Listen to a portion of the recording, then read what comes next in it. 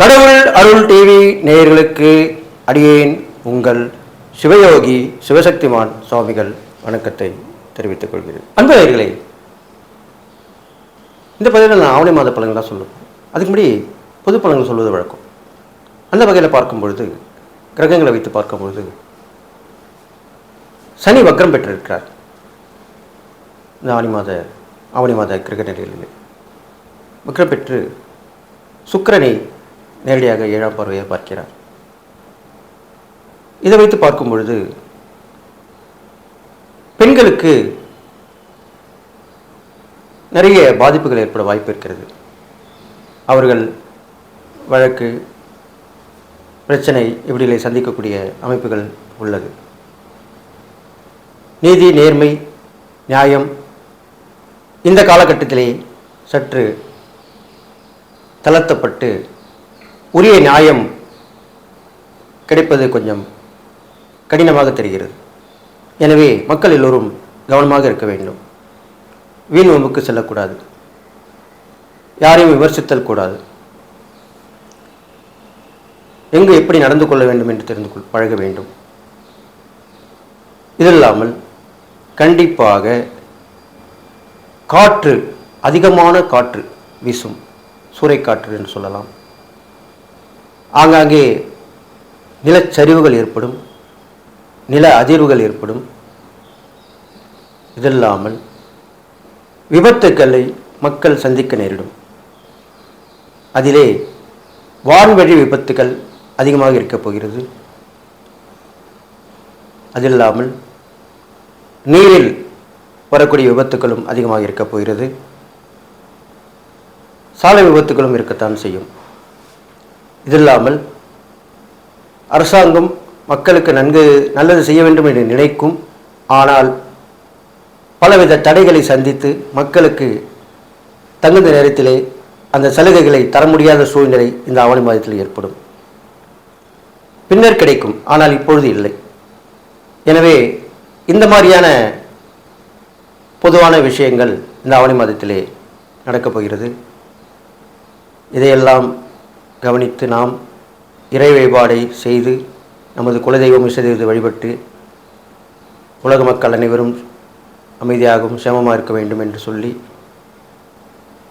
போரும் சற்று விஸ்தரிப்பாக இருந்து பெருசாக வராது, வந்து போகும்.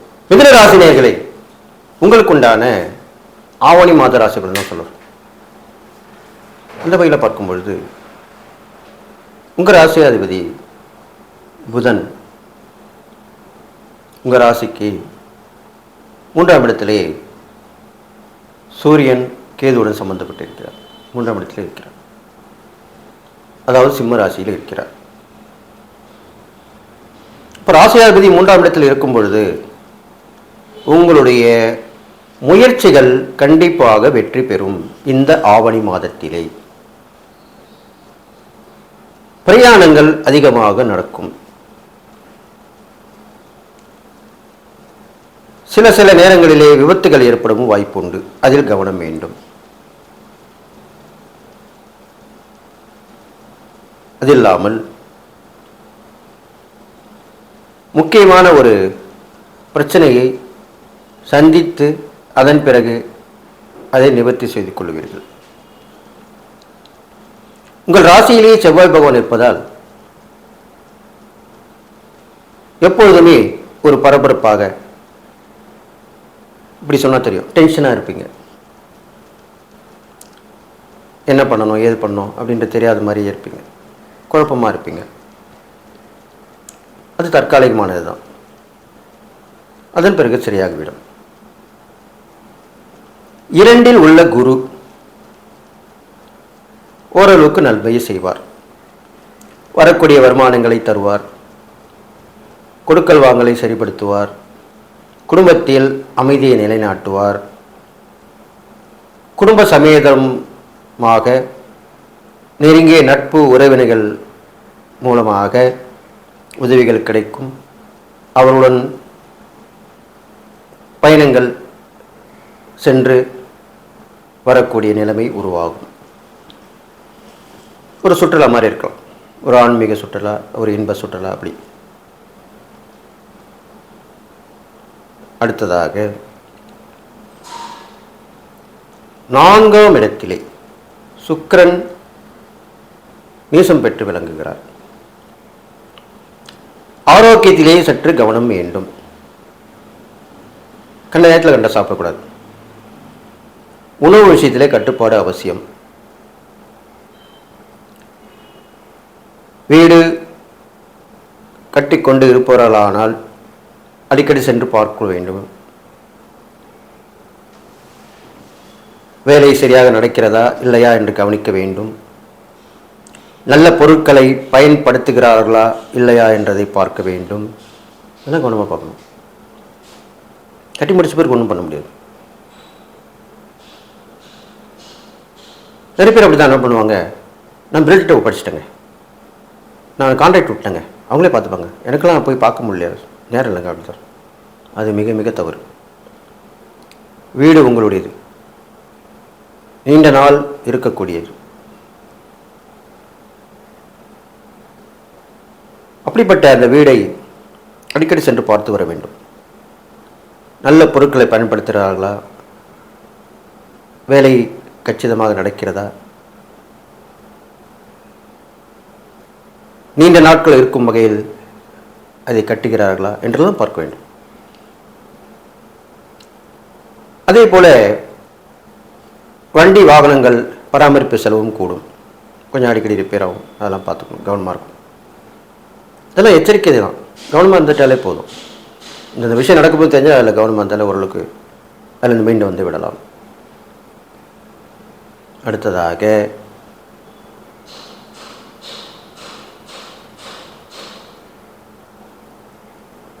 மனக்குழப்பங்கள் அடிக்கடி வந்து போகும். சில பேருக்கு கனவுகள் வந்து பயமுறுத்தும். கனவில் நடப்பதை நிஜத்திலும் நடக்கும் வாய்ப்பு சில பேருக்கு உருவாகும். இதெல்லாம் மேலராசிக்காரங்களுக்கு இந்த ஆவணி மாதத்தில் கண்டிப்பாக நடக்கும்.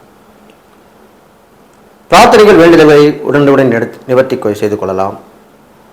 கண்டிப்பாக நீங்கள் புற்றிருக்கும் அம்மன் கோவில்களுக்கு சென்று வர வேண்டும். செவ்வாயாக இருக்கலாம், வெள்ளியாக இருக்கலாம், ஞாயிற்றுக்கிழமை நாள், 3 நாள் ஏதாவது ஒரு நாள், அல்லது பஞ்சமி தினம்.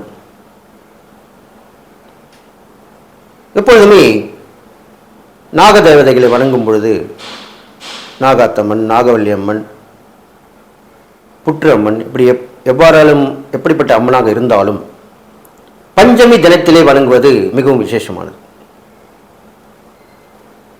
அவ்வாறு சென்று வணங்க வேண்டும். அடுத்ததாக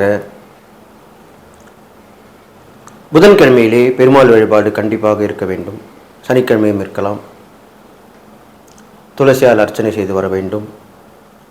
துளசி தீர்த்தத்தை அடிக்கடி அருந்தி வர வேண்டும். இது முக்கியமான பாயிண்ட், அண்டர்லைன் பண்ணிங்க. சடாரி வைத்து கொள்ள வேண்டும். நிறைய பேர் சடாரி வச்சுக்க மாட்டாங்க, தீர்த்தம் மட்டும் வாங்கிட்டு போயின்னே இருப்பாங்க.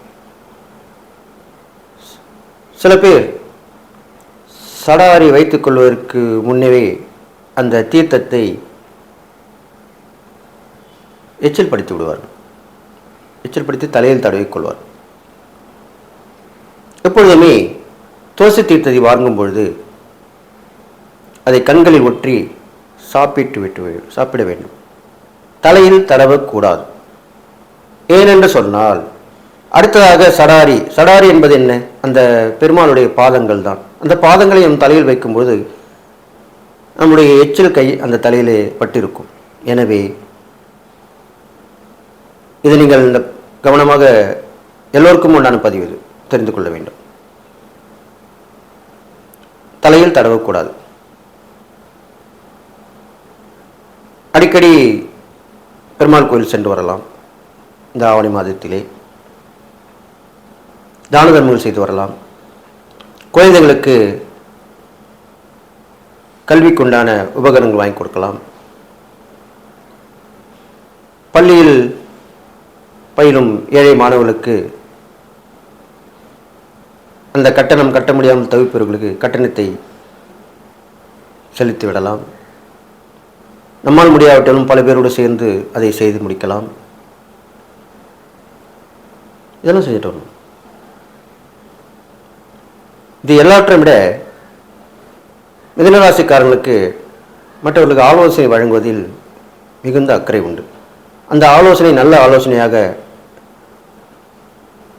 ஏற்கக்கூடியவர்களுக்கு, கஷ்டப்படுபவர்களுக்கு சொன்னால் அவர்கள் அதை செய்து வெற்றி பெற்றால் உங்களுக்கு அந்த புண்ணியம் கிடைக்கும். இது ஒரு பரிகாரம் தான். இலவசமாக சொல்கிறது ஆலோசனை மட்டும்தான், அதுதான் கிடைக்கும் இலவசம். இது இல்லாமல்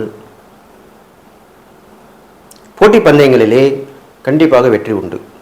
மிதுன ராசியில் பிறந்த ஆண் பெண் இருவருக்கு விளையாட்டுப் போட்டியில் கலந்து கொள்ளலாம். கவிதை, கட்டுரை, பேச்சு போட்டிகளை கலந்து கொள்ளலாம்.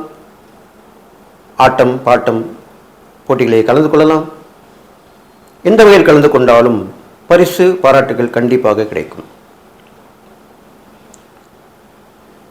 அடுத்ததாக மிதுன ராசியில் பிறந்த பெண்களுக்கு இந்த ஆவணி மாதத்திலே சிற்சில வேலைகளிலே குழப்பங்கள் ஏற்பட்டு பின்பு விலகும். அப்போ அந்த குழப்பம் ஏற்படும்போது கவனமாக இருக்கணும். எந்த பிளானையும் ப்ராசஸ் பண்ணக்கூடாது, நடைமுறைப்படுத்தக்கூடாது. மைண்டு கிளியரான பிறகு தான் நம்ம எந்த ஒரு வேலையும் செய்யணும். நம்ம போட்ட பிளானை பாஸ் பண்ணணும். இல்லை என்றால் நஷ்டத்தை சந்திக்க நேரிடும். அடுத்ததாக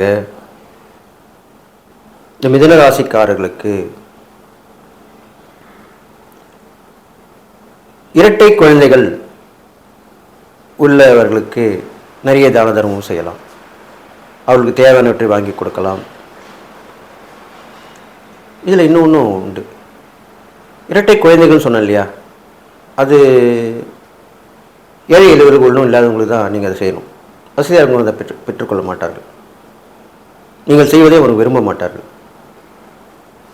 இது செய்ய முடியாமல் போனால் நல்லா கேட்டுங்க, இரட்டை பிள்ளையார்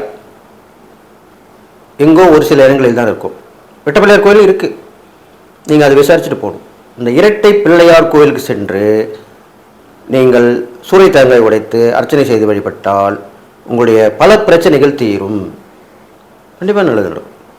எனவே இந்த ஆவணி மாதத்தில் நான் சொன்னவற்றை எல்லாம் முயற்சி செய்து நடத்தி கொண்டீர்களானால் நீங்கள் எல்லா நலனும் பெற்று வாழ்வீர்கள் என்று சொல்லி வாழ்த்தி விடைபெறுகிறேன். நன்றி, வணக்கம். கடவுள் அருள் டிவியை பார்த்தமைக்க நன்றிகள். மேலும் இது போன்ற தகவல்களை தெரிந்து கொள்ள கடவுள் அருள் டிவியை சப்ஸ்கிரைப் செய்யுங்கள். மறக்காமல் பெல் ஐக்கானை கிளிக் செய்யுங்கள்.